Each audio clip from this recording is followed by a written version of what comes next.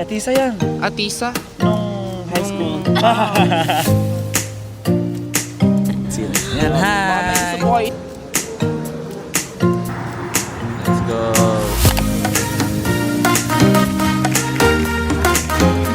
Let's go.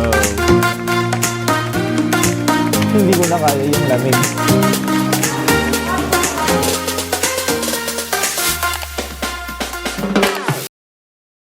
What's up guys and welcome back to our channel.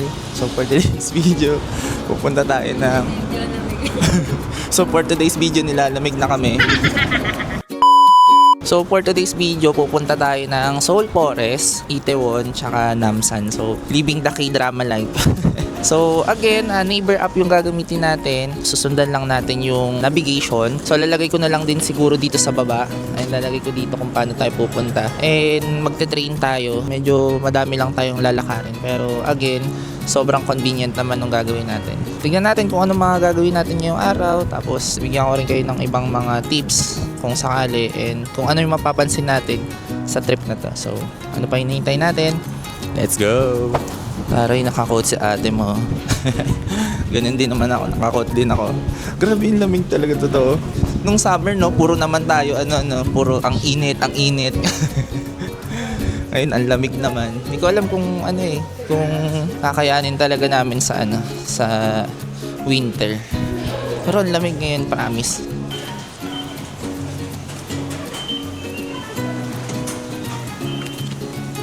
Parang 3 train natin yung sasakyan natin ngayon eh.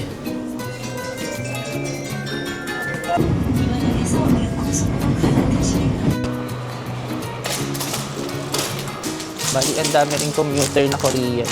Uy, ayos to. Daming commuter na Korean dito. Kaya medyo siksikan yung trains. Pero ano naman sila? Hindi naman sila nambabal. Pero kasi yung mga iba, nambabal talaga. So, respectful naman yung mga Korean people. And tahimik sa train. So, almost the same sa Japan. Na ang tahimik sa train. Pero pili ko hindi naman bawal magsalita. Kailangan siguro, medyo mahina lang yung magsasalita mo. So, paglabas namin ng train station, may option naman kayo na pwede kayong mag-bus. Pero from here, maglalakad na lang kami. 15 minutes lang naman. So, malamig naman siya. Pwede nyo naman siyang lakarin. Pili ko nga, hindi kami pagpapawisan. Alamig, grabe. So papunta na tayo sa Seoul Forest. Kikitain kasi natin dun yung photographer. Saan lang kami magpa-picture dalawa. Kasi napansin namin sa mga gala namin, parang kadalasan wala kami mga picture na kaming dalawa.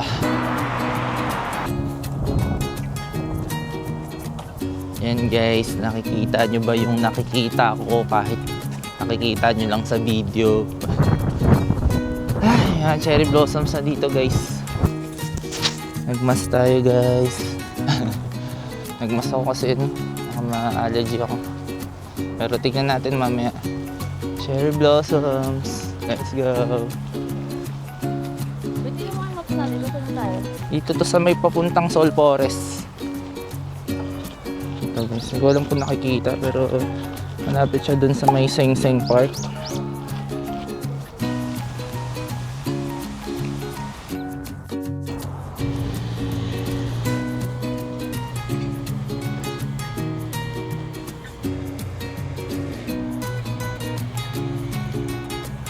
Aray, tutorial yan.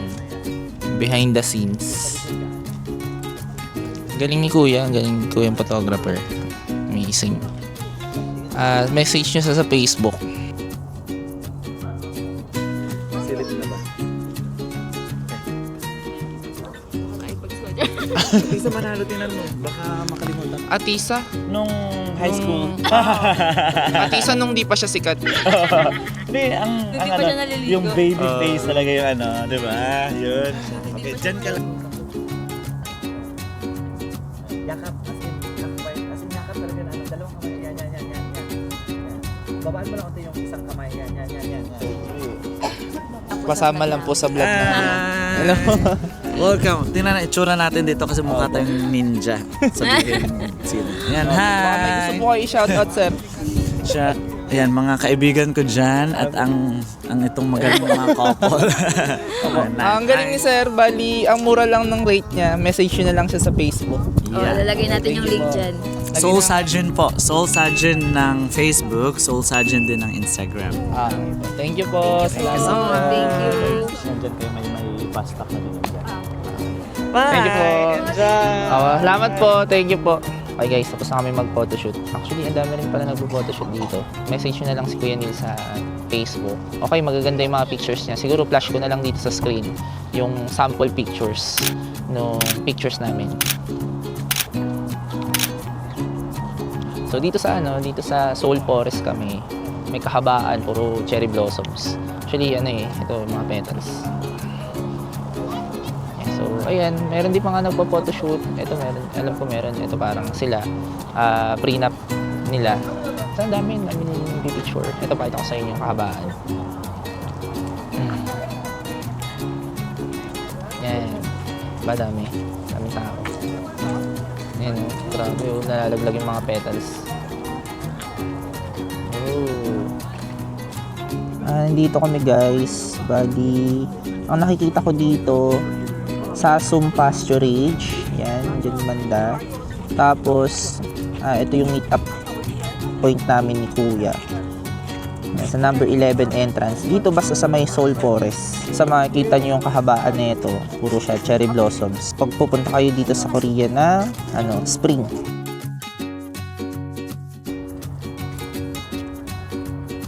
Hi guys!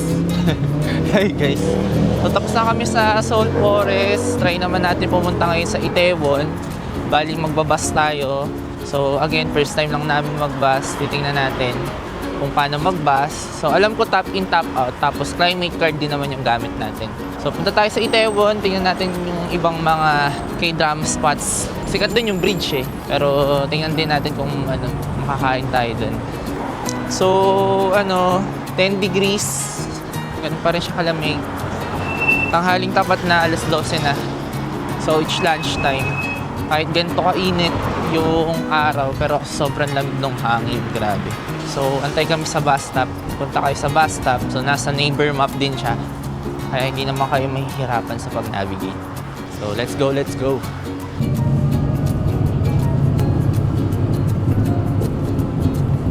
Ganun yan sa K-drama, diba? Laging nakaganon sila. Comfort din talaga yung yung sumakay sa mga bus sa indoor para hindi ka masyado malamigan. Grabe yung lamig sa labas. Yung hangin na malakas, yun din yung isa sa papalamig.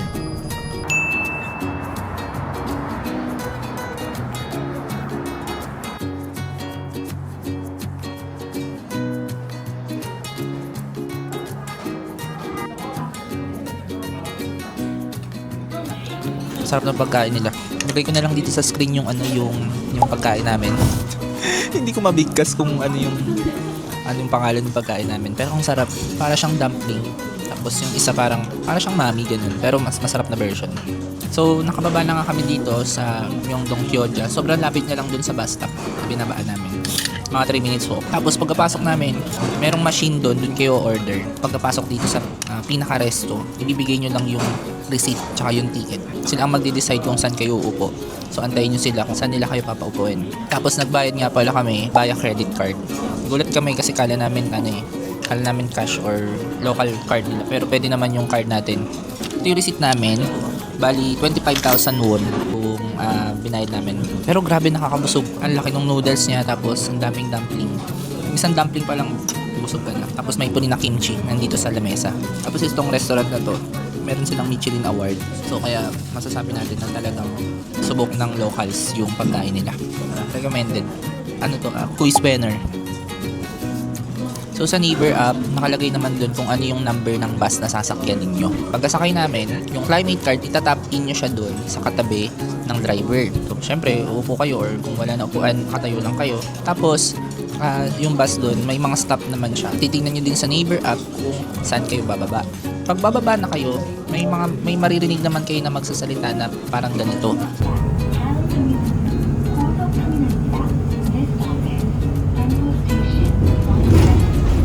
Tapos bago kayo bumaba, may pipindutin kayong button.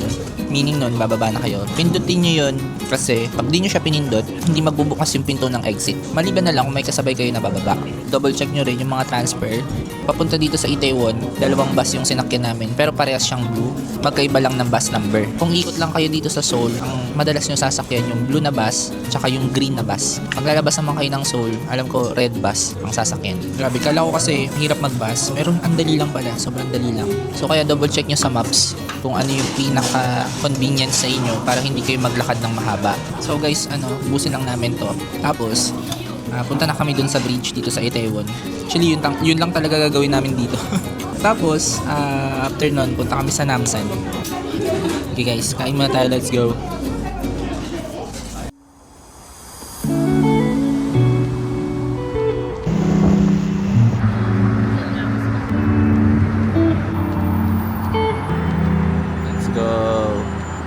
Ito yung isa sa mga guys, mga K-drama spot ng Itaewon Class. Ayan, nakita yung Seoul Tower. So lagay ko na lang din sa description kung paano kami nakapunta dito. Tapos may mga nakalagay naman ng mga QR code dito. Tapos makikita nyo naman yung spot kung saan siya banda. So eto na yan.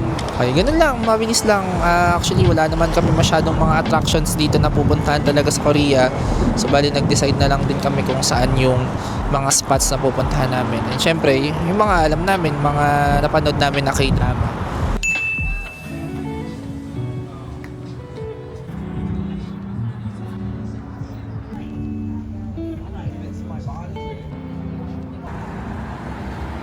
Yun, papunta na tayo sa Namsan. Pero bago yun, sakay tayo ng cable car. Tapos yung ticket na yun, nandito siya sa Myeongdong. Ang name ng kukunan natin ng ticket is Red Now Studio. Nabook namin yung ticket sa Klook. Convenience talaga pag pag mga Klook Kaya nagulat kami, pipick upin pa yung ticket. Pero okay naman, nandito naman tayo. Malapit lang siya dun sa mismong station. Ito siya guys. Yan. Kaya may nakalagay talaga sa kanyang Klook. Isa-search nyo siya sa Naver app.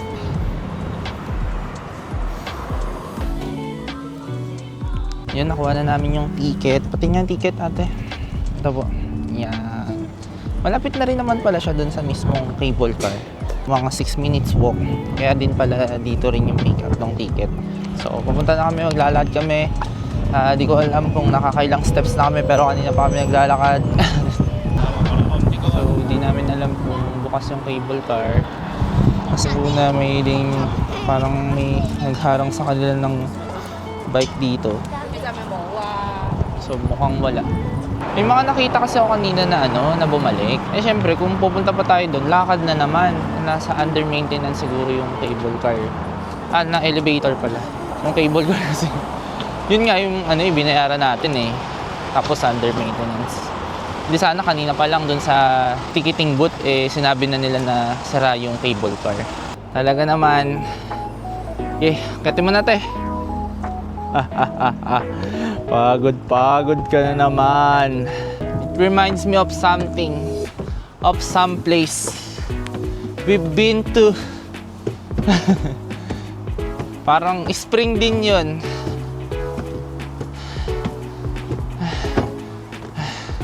Tapos yung vlogger quiz when pangalan. Char.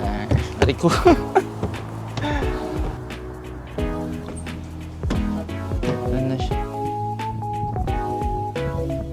Under repair nga siya. So, ito yung elevator na inaakyatan dito para hindi ka umakyat sa hagdan. So, dito yun. Yan.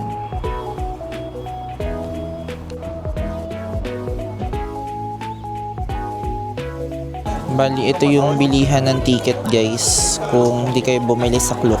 Ito naman yung rules. Hindi ko alam kung nababasa ninyo. Yan.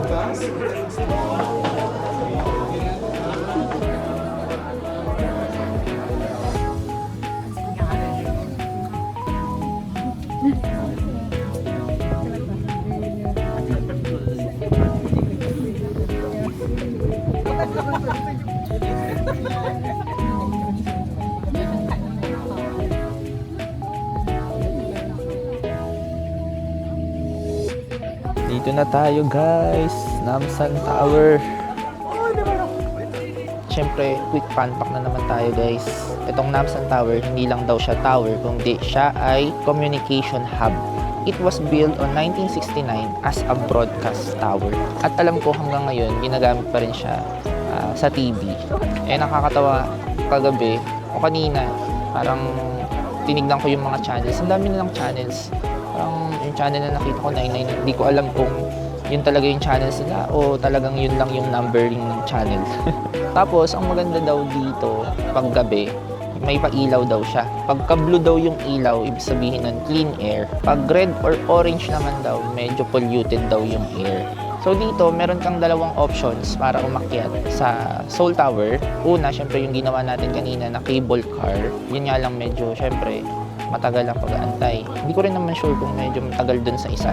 So pangalawa yung bus, dun yun sa kabila. So pwede kayong sumakay dun. Lastly, siguro yung mag-hiking daw dito, pwede din naman daw. Pero medyo nakakapagod kasi ang taas niya. Kilala rin itong lugar na to for its love locks. So ang dami nilang love locks. Ito, pakita ko sa inyo ito. Ayan, dami diba? Love locks yung mga yan. So, ang paniniwala nila dun sa thousands of love locks daw na yan, na kapag nag-lock ka daw ng lock mo dyan, hindi na daw kayo maghihiwalay ng jowa. Tapos itapon nyo daw yung susi para talagang wala nang makakapaghadlang sa relasyon yung dalawa. Tawa-tawa ka dyan, hindi na namin kaya. Hindi ko na kaya yung lamig.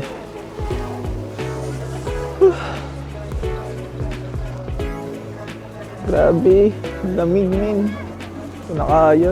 Kala namin OA na yung suot namin. Sabi, spring lang naman parang ganun, di ba?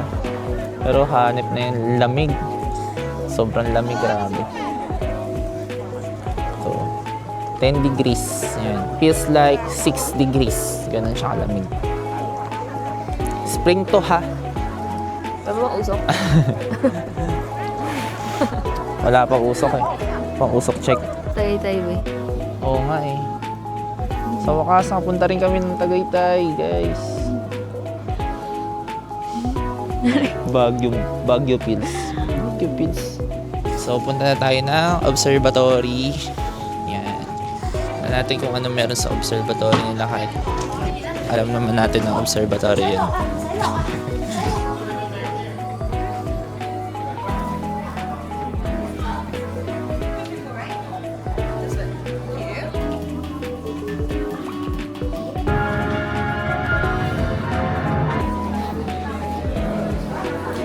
Ito na kami sa loob, guys. Ito pala may photo. Ano pala dito? Yung North Korea dito daw yung banda. Ito, first time natin mag-observatory sa gabi. Yung ano nga lang talaga, yung reflection ng ilaw sa loob. So, walk through na lang, guys. Puro ganun na lang yun. Difference lang na ito, may mga ano siya tawag doon, yung name ng mga bansa. Tapos may sky bar dito. So ito na naman yung parang ito na naman yung cotton candy. And dito daw yung Shanghai, Hong Kong banda. Observatory, napapansin ko talaga meron silang mga tindahan sa loob. Yan. So, ito sila. Tingnan natin kung magkano souvenir ng Seoul Tower. It's 31,000 won. Mga souvenirs. Meron din silang mga t-shirt. Malit lang siya. Malit lang siya. Nakaikot na ako Dito ako galing kanino. Ito sa Pyongyang. Hanapin natin yung Philippines, yung Manila, kahit minsan ang hirap mong ipaglaban.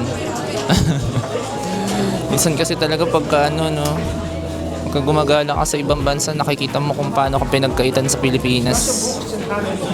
Kaya sabi ko sa inyo, bumoto kayo ng matama para makita nyo ang difference ng mga bansang maayos ang gobyerno. Bigla naging political Hindi, ano lang yan talaga, reality check. Ito, Philippines. Yan. Dito daw banda yung Pilipinas.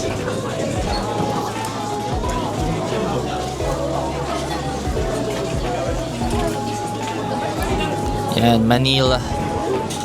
Mga figurines dito. Oh, nice.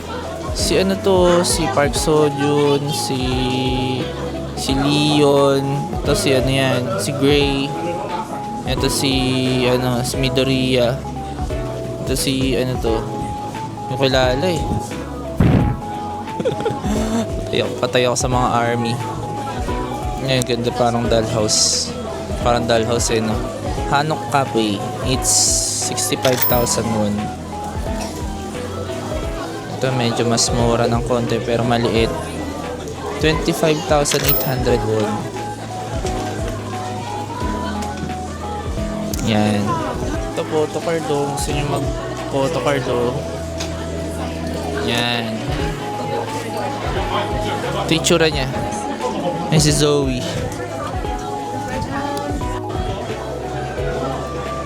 Yan. Mapatak siya sa ano eh.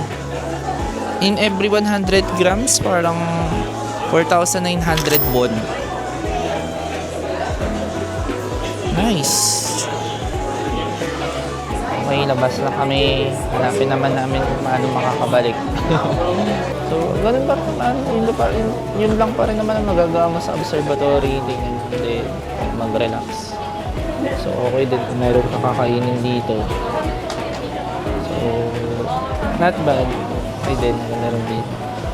Mas onti yung tao niya, pero maliit lang siya. Yung buong palibot niya, maliit lang. Ngayon, baba na tayo. Dahil medyo alas 8 na. At alam niyo naman, pag alas 8, uwian na yun. So, elevator tayo ulit sa exit. Haba na naman yung pila. As usual.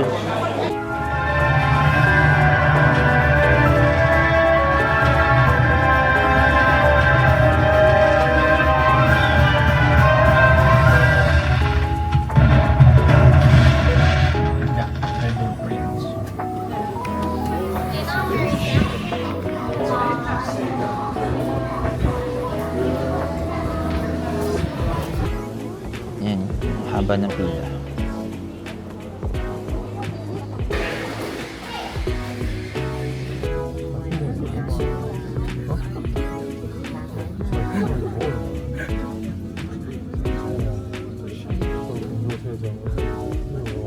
Dito na kami sa McDo, sa Myeongdong. Finally, sa hinaba-haba ng pila na yun at sa lamig, parating din kami. Makakakain na kami. Alas 9 na. And kailangan na namin kumain. Kailangan na rin namin bumalik sa hotel. So, in-order lang namin fries, burger, tsaka churros yan. Churros ang ang wala sa atin. Share ko lang yung CR dito. May password. Parang katulad sa guest house natin. Mahal ng burger nila. Dati ganito naman yung burger natin eh. Pinaliit lang. Thoughts on Namsan Tower. Ganda siya. Taas. Malamig. Wala kwenta. So, yun sa tip naman, actually, madali lang naman din siyang ma-research sa social media. So, pinuntahan na lang din namin yung mga K-drama spots. And for the memories din, syempre yung vlog naman natin, hindi lang din para sa inyo na may matutunan kayo. Hindi, para may mapanood din kami. Para for the memories.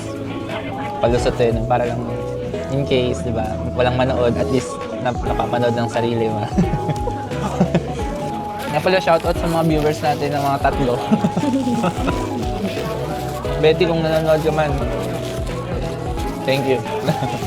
Tapos si Sir Darwin, yung commenter natin palagi sa YouTube. Thank you po, sir. Tapos di ko alam kung nanonood sila Javier, yan. Mga shoutout natin yan, mga tropa natin. So ayun, thoughts lang siguro.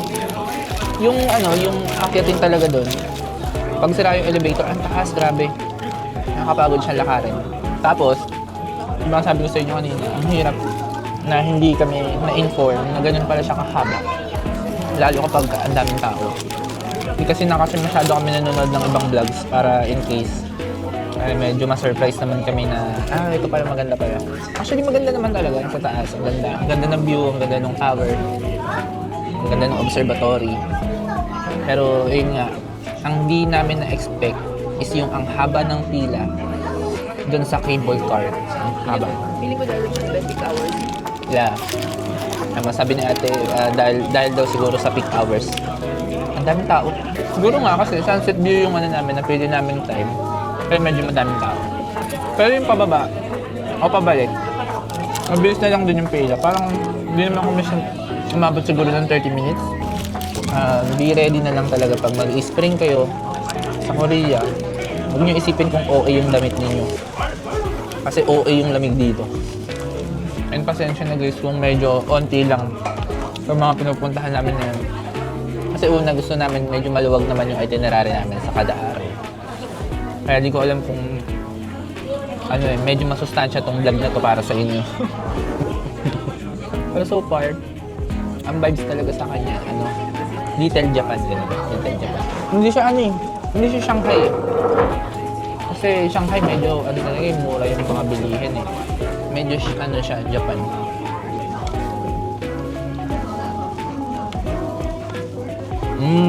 Lasang churros. So, pabalik na kami ng hotel sa guest house natin. Muli, maraming salamat sa pagtambay. Don't forget to support our channel by liking and subscribing. See you on the next vlog. Yun lang. Peace!